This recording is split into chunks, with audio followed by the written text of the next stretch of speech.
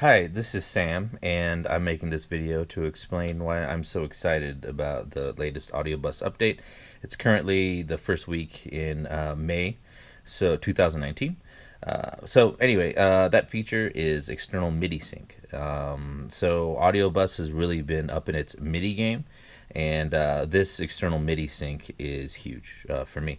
I'm going to sync it to my Digitakt, and if for people who aren't familiar, this is going to be a little bit of a intro explanation into what Audiobus is, and then later on I'll do a quick example so that you can see my workflow using MIDI sync in Audiobus. It's really powerful and really fun.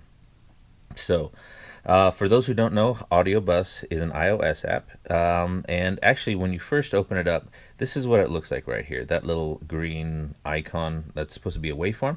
Click on that, and then it shows up like this. This is your initial screen. You have inputs, effects, and outputs. And if you want to set up MIDI sync, the first thing you do is you go to the gear icon in the lower right corner, and you go to sync settings. And then MIDI clock in. Oh, I had my Digitakt set up earlier, so that's why it showed up. But if you're going in there for the first time, MIDI clock sync, there won't be anything there. That's okay because you don't have anything. That just means you don't have anything hooked up yet that's putting out MIDI clock. So now that I've turned on my Digitakt, I see that it shows up here. I click that. That's really all it takes to set up sync on the Audiobus side. You should see I have my Digitakt set to 120 beats per minute, and right here also shows 120 beats per minute on Audiobus, but if I turn it down, it changes. So very cool, very easy. So I'll explain a little bit about what Audiobus is. So Audiobus is a way to synchronize a whole bunch of audio and music creation apps on your iOS, which means that if I can tempo sync Audiobus to my Digitakt or anything that puts out MIDI clock, that means that I can tempo sync to MIDI any iOS music making app. It's very powerful. So when you first open it up, you have the MIDI page, the audio page, and the mixer page. And if I go over to the MIDI page, and I push input right here. Now, there's a couple different options. I can use the apps down here at the bottom, and that will actually bring up apps that are Audiobus compatible that will output MIDI, which is pretty cool. But if I go to System, I don't need that. I go to System and click on the Digitakt, click on the arrow, and I click Channel 1. So now this is going to listen to MIDI from the Digitakt on Channel 1. And then if I come over here, and all the routing is from left to right. So if I come over here, I click on this block, that's the MIDI output block. All the apps that accept MIDI show up. I'm going to use the AudioKit Digital D1. That's a nice app. And there we go. So we're all set up. Now if we go back to the audio page, it automatically puts it here. So then as you can see, the signal flow is Elektron Digitakt channel 1 all the way to the D1. And then from the D1 that is receiving MIDI, it's going to now output that audio, and it's going to output it here. Now, if this is the output slot for the audio.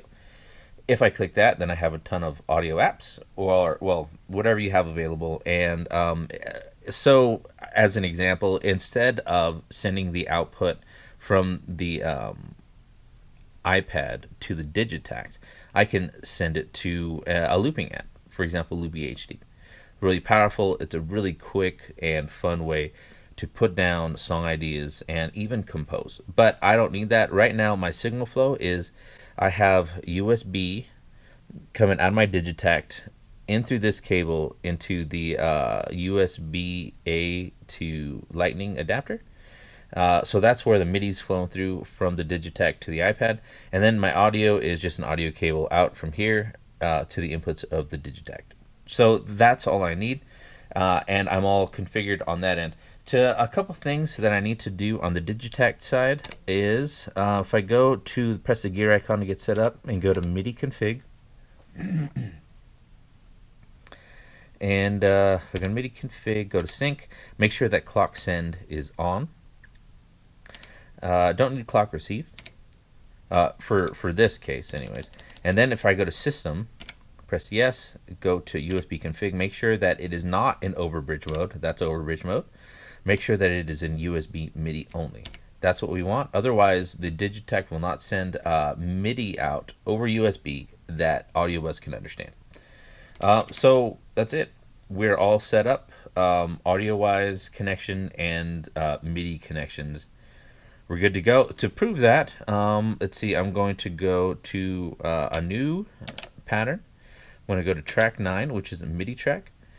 Go over here to source. I want to press function channel 1 right there. If I want to select a different channel, then I can go channel whatever, 1 through 16, but I set this up to receive on channel 1, so that's what I want.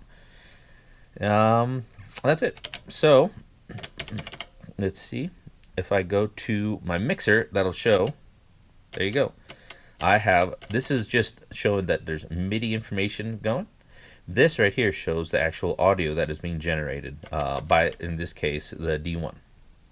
We're all set up. Visual proof or feedback that we have audio going. Now the rest is just going to be a quick example of how I use this workflow.